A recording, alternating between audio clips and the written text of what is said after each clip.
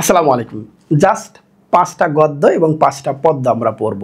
খুব ভালো মতো করে পড়তে হবে, এ টু জেড যা আছে, এবং তোমাদের দেখিয়ে দিব কিভাবে তোমরা এটা প্র্যাকটিস করবে। যে টাইপের প্রশ্ন আসুক না কেন তোমরা আনসার করতে পারবে সেই ৫টা গদ্য এবং ৫টা পদ্য থেকে, যদি এটা মেনটেন করো।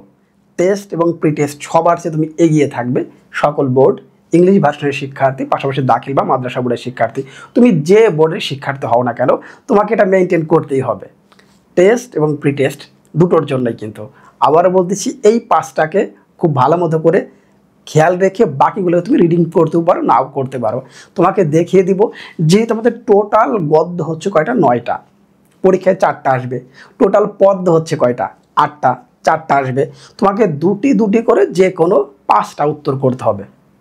দুটো গদ্য, দুটো পদ্য, আর একটা তুমি নিজে থেকে বাছাই করতে পারবে।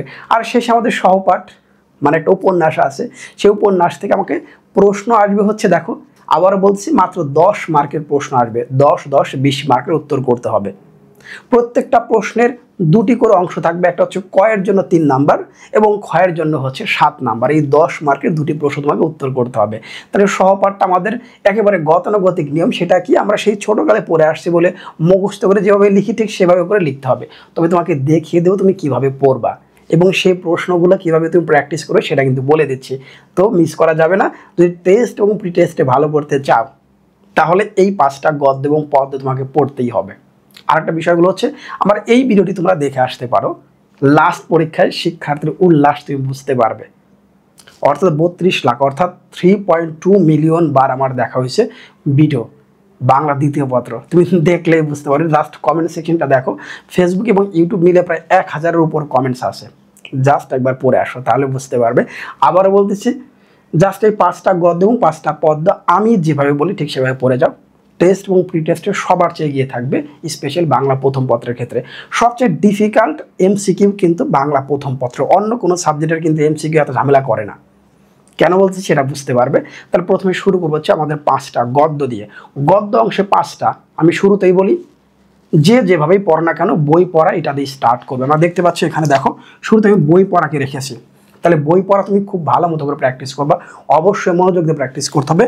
বই পড়া, আমি সেটা প্রথমে কি শুরু করব, বই পড়া গদ্য আমি চলে গেলাম। সেখানে গিয়ে প্রথমে আমি শব্দার্থটাকে পড়বো। কি পড়বো? শব্দার্থ শুরুতে। কিন্তু নাম্বার 2 আমি মূল ভাবটা পড়বো 5 বার। তাহলে প্রথমে শব্দার্থ, এরপরে মূল ভাব পড়া শেষ, এরপরে সম্পূর্ণ গদ্যটা তুমি পড়ে ফেলবে। সর্বশেষে তুমি পড়বা হচ্ছে কবি পরিচিতি, এর আগে না।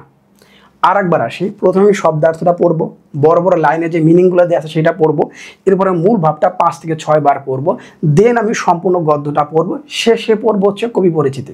এর আগে কিন্তু না। তোমরা উল্টা কাজ করো, এই জন্য হয়তো বুঝতে অসুবিধা হয়। শব্দার্থ, মূল ভাব, তারপরে সম্পূর্ণ গদ্য, সর্বশেষে হচ্ছে কবি পরিচিতি। শেষ।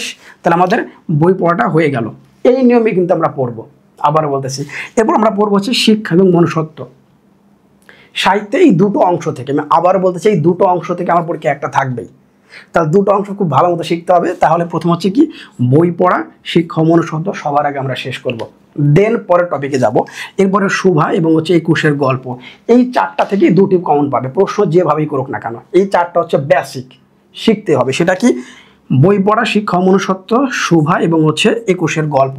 এই 4টা আমরা সবার আগে শেষ করব। এই 4টা শেষ করার পর 5 নাম্বার হচ্ছে মানুষ মোহাম্মদ সাল্লাল্লাহু আলাইহি সাল্লাম, এটা আমরা পড়বো। এটা কিন্তু 5 নাম্বারে শেষ। বাকি আরও 4টা কিন্তু আমাদের রয়েছে।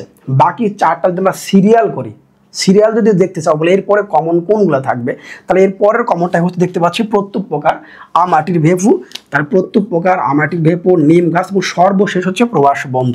এটা হচ্ছে 9 নাম্বারে।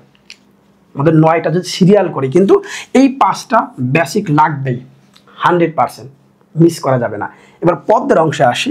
আমি শুরুতে 1 নাম্বার যেটা দেওয়া আছে, কপোতাক্ষ নদ, জীবন বিনিময়, উমর ফারুক এবং আমি কোনো আগন্তুক নই। এই 4টা থেকে 2টা সমান সবচেয়ে বেশি। কপোতাক্ষ নদ, জীবন বিনিময়, উমর ফারুক, এই দুটো থেকে একটা থাকবে, সবসময় থাকবে, দুটোও থাকতে পারে। অর্থাৎ কপোতাক্ষ নদ, জীবন বিনিময়, উমর ফারুক, আমি কোনো আগন্তুক নই এবং তোমাকে পাওয়ার জন্য হে স্বাধীনতা। এই 5টা হচ্ছে বেসিক। কবিতা কীভাবে পড়বো, সেম রুলস, আলাদা কোনো রুলস আমরা যাবো না। সেম রুলসটা কি, প্রথমে আমরা শব্দার্থ পড়বো, এরপরে মূল ভাবটা পড়বো, দেন কবিতা আমি লাইন মিনিং করে পড়ার চেষ্টা করবো। শব্দার্থের ক্ষেত্রে কবিতার লাইনের যে মিনিংগুলো আছে এটা বেশি বেশি পড়বা। তাহলে প্রথমে শব্দার্থ, মূল ভাব, এরপরে মূল কবিতা, দেন হচ্ছে কবি পরিচিতি। সেম এই রুলসটা মেনটেন করে পড়বা, মনে থাকবে। এবার আমরা আসি তাহলে, এই আমাদের এই 5টা হয়ে গেল।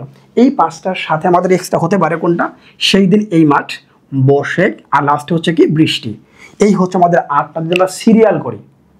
সিরিয়াল যদি করতে চাও, অর্থাৎ ইম্পর্টেন্টের দিক দিয়ে আমাদের 1 নম্বর কপোতাক্ষ নদ, জীবন বিনিময়, ওমর ফারুক, আমি কোনো আগন্তুক নই, তোমাকে পাওয়ার জন্য এই স্বাধীনতা, এবং সর্বশেষ হচ্ছে এই 3টা সিরিয়াল অনুযায়ী পড়তে পারো, নাও পড়তে পারো। যেহেতু আমাদের সামনে সময় আছে, আমরা এই 5টাকে খুব ভালো মতো করে পড়ে বাকিগুলো দেখতে পারি, কোনো প্রবলেম নাই।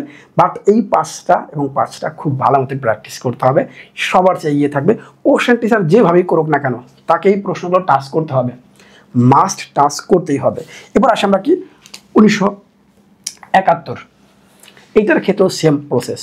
শব্দার্থটা পড়তে হবে, মূল ভাবটা, যে আমাদের যে ক্যারেক্টার সম্পর্কে যে পরিচিতি দেওয়া হয়েছে, ক্যারেক্টারগুলো, সেই ক্যারেক্টার তোমাকে মনে রাখতে হবে।